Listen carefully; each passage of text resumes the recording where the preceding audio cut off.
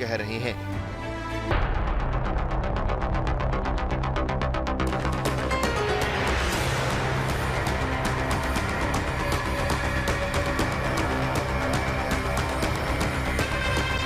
Corona ने फिर मचाया कोहराम।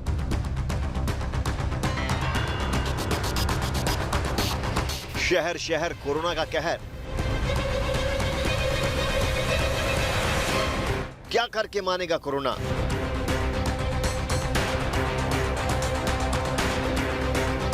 कब खत्म होगा कोरोना?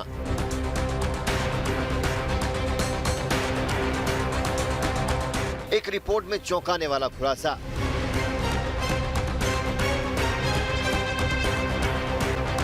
हवा से फैल रहा है कोरोना। जी हां, एक तरफ कोरोना ने दुनिया भर में कोहराम मचाया हुआ है, वहीं दूसरी तरफ कोरोना को लेकर रोज नई नई स्टडी सामने आ रही है।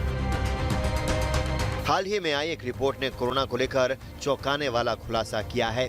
एक फेमस इंग्लिश डेली द लॉन्सेंट ने अपनी एक रिपोर्ट में दावा किया है कि कोरोना का ज्यादातर ट्रांसमिशन हवा के रास्ते से हो रहा है और अगर सुरक्षा प्रोटोकॉल में तत्काल बदलाव नहीं लाए जाते तो स्थिति और भी ज्यादा भयावह हो सकती है।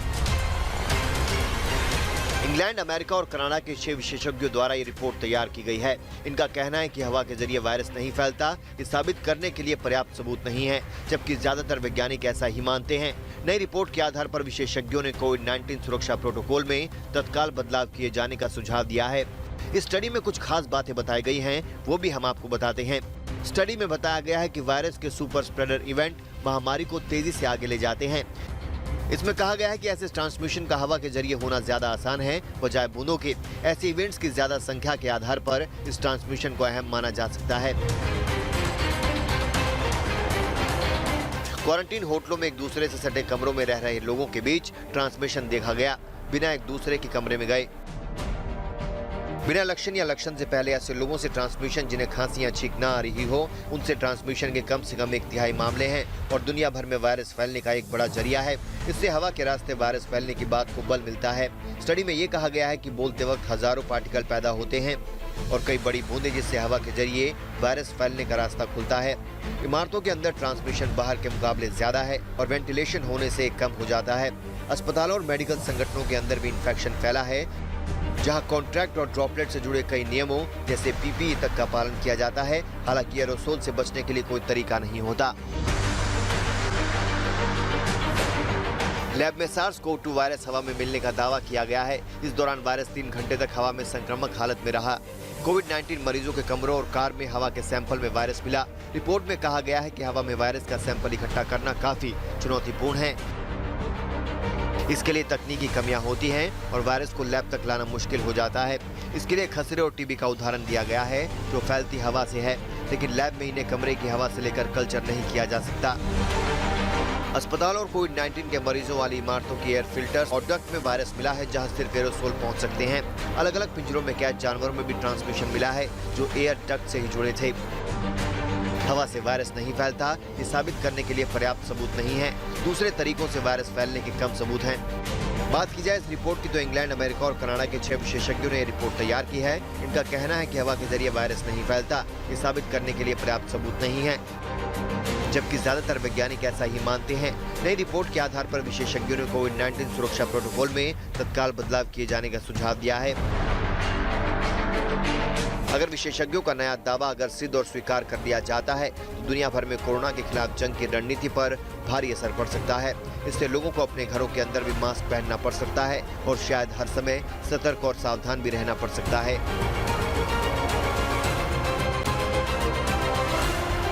वही बात करें अगर राज्यों की, तो दिल्ली भी कोरोना से बहुत ही ज्यादा प्रभावित हो गया है। लेकिन सवाल यह है कि मिनी लॉकडाउन से लगेगा कोरोना की रफ्तार पर ब्रेक। तस्वीरें देखिए। लॉकडाउन से पहले ही दिल्ली पुलिस के जवान सड़क पर मुस्तैद नजर आए और 10 बजते ही पुलिस एक्शन में आ गई और सड़कों पर सन्नाटा छा गया।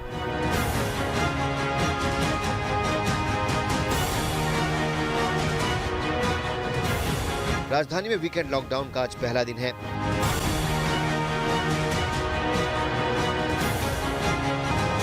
अनिल बैजल ने दिल्ली पुलिस कमिश्नर को लॉकडाउन का सख्ती से पालन करने का आदेश दिया है। राजधानी में कोरोना रोज नए रिकॉर्ड बना रहा है।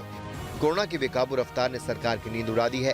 पुराने इंतजाम के सभी दावे धराशायी हो गए हैं। बैठकों का दौर जारी है और सरकार नए बेड का इंतजाम करने में जुटी है। संक्रमण की रफ्तार इतनी तेज है कि इसे काबू करने के सभी उपाय नाकाम साबित हो रहे हैं। सरकार को उम्मीद है कि वीकेंड में 2 दिन का लॉकडाउन वायरस के खिलाफ हथियार साबित हो सकता है, लेकिन अगर ऐसा नहीं हुआ तो संपूर्ण लॉकडाउन की संभावना से इनकार नहीं किया जा सकता। वहीं बात की जाए महाराष्ट्र की तो वहां भी बुरा हाल है।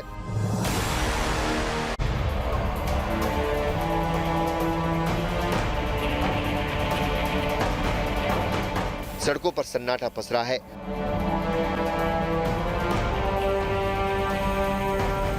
दुकान मॉल सब बंद है।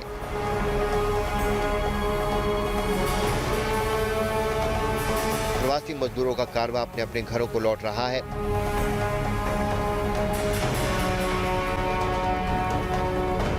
तीस अप्रैल तक सख्त पाबंदी के दायरे में है महाराष्ट्र।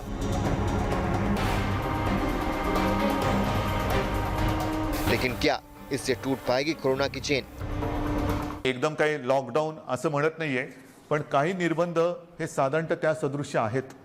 कारण ही साखळी जर का तुटली नाही तर ही साखळी आपल्याला पूर्ण गुरफटून गुंबरून टाकल्याशिवाय राहणार नाही. आणि हे निर्बंध उद्या 8 वाजल्यापासून संध्याकाळी 8 वाजल्यापासून आपल्या राज्यात लागू होतील की उद्या संध्याकाळपासून आपण ब्रेक द चेन म्हणजे ही शृंखला तोडायची, आपल्याला तोडावीच लागेल. आणि ती तोडण्यासाठी आपण राज्यात 144 कलम लागू करतो आहोत. महाराष्ट्र में कोरोना का महाकर्फ्यू के 3 दिन बीत चुके हैं। आज जरा मुंबई का हाल देख लीजिए।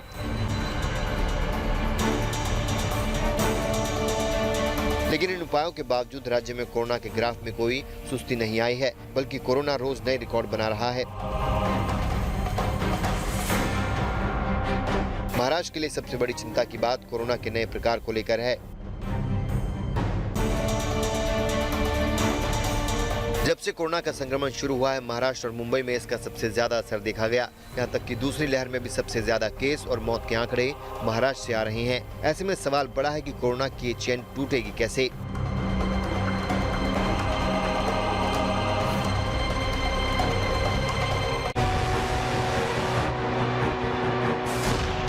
हमारे बड़े भाई परसों एक्सपायर कर गए। एक भाई बेड पर पड़ा हुआ है, कोई इलाज नहीं हो रहा है। ये अपने को खोने का दर्द है। ये जिंदगी से जंग में बेबसी से मिली शिकस्त का मातम है। ये गुस्सा उस सरकारी सिस्टम के खिलाफ है जिसके लिए मौत सिर्फ एक आंकड़ा है। 8 बजे बात की, इसके बाद है ही नहीं, कुछ भी नहीं था, कुछ भी नहीं था। आराम से बात की, बाय बाय किया, सब किया, और इसके बाद सुबह को 3:30 बजे है ही नहीं इंसान। ऐसा होता है क्या कभी? यही लोग अंदर कुछ करते होंगे, यही करते हैं अंदर सब कुछ। नहीं तो ऑक्सीजन सब बंद कर देते हैं और कुछ नहीं। हमको बोलना ना, लेकर जाओ, हम लेकर जाएंगे। सब दत्तिंगबाजी चल रही है अंदर। आंखों से बहते आंसू सवाल पूछ रहे हैं। कल जब सब कुछ ठीक था तो अचानक क्या हुआ जो साथ छोड़ गया? ये जख्म कोरोना का है या उस सिस्टम का जिससे लोगों का भरोसा उठता जा रहा है? 8 बजे सही है, फोन आता है बराबर, मैं एक्चुअल सही हूँ, और सुबह में रजा देने वाले, और सुबह में 5 बजे फोन आता है एक्सपर्ट हो गया। वो इसको क्या करने का, ये कैसे हो सकता है? 5 बजे फोन आया, बोले एक्सपर्ट हो गए। 8 बजे बात किया, सही है, सुबह में रजा दे देंगे। बातचीत किया तो ऐसी कौन सी दवा काम ही नहीं कर रहा, बिल्कुल दवा नहीं कर रहे, तो क्यों हॉस्पिटल चला रहे हैं? इससे तो अच्छा बोलते घर पे मर जाओ, घर पे मर जाओ, ऐसा बोलते हो तो कोई पेशेंट यहाँ लावे नहीं और दूसरे पे बीमार ना पड़े। व्हाट्सएप पे कॉल किया, 4 कोई दवा नहीं मिलती है, कोई कर लीजिए, कोई दवा नहीं मिलती है। 1-2 दिन में मानस खत्म हो जाते हैं। ऐसे कैसे पोजीशन है? कोई सरकार में कोई दवा नहीं है। 24 घंटे में मौत का मलाजा करते हैं, सब मौत का मलाजा। सवारे सुबह बात की है, सुबह फोन आता है कि एक्सपायर हो गया, कैसे संभव है? दूसरी लहर में लगता है अहमदाबाद का हेल्थ सिस्टम भी बीमार हो गया है। सिविल अस्पताल की मोर्चरी के बाहर की ये भीड़ कुछ ऐसी ही हकीकत बयां कर रही है। भानु प्रताप सिंह के ऊपर दुखों का पहाड़ टूटा है। अपने कोरोना पॉजिटिव भाई को लेकर वो पिछले 3-4 दिन से अस्पताल के चक्कर काट रहा है, लेकिन अस्पतालों का हाल ये है कि बेड नहीं है, ऑक्सीजन नहीं है। सरकार सब कुछ दुरुस्त होने का दावा करती है, लेकिन हकीकत क्या है ये देख लीजिए।